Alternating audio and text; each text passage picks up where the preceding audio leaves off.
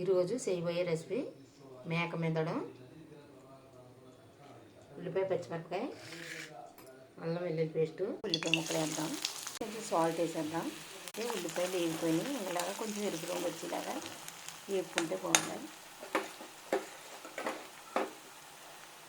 ఈ మెదడు వేసేసుకుందాం. అల్లం వెల్లుల్లి పేస్టు, కొంచెం పసుపు, కారం,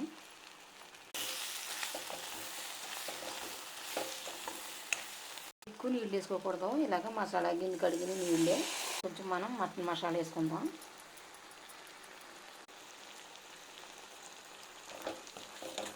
అంటే మేక పెయిన్ కూర అయిపోయింది. లాస్ట్లో కొంచెం కొత్తిమీర వేసేసుకుందాం. చూస్తున్నారు కానీ ఎవరు సబ్స్క్రైబ్ చేయట్లేదండి, సబ్స్క్రైబ్ చేయండి.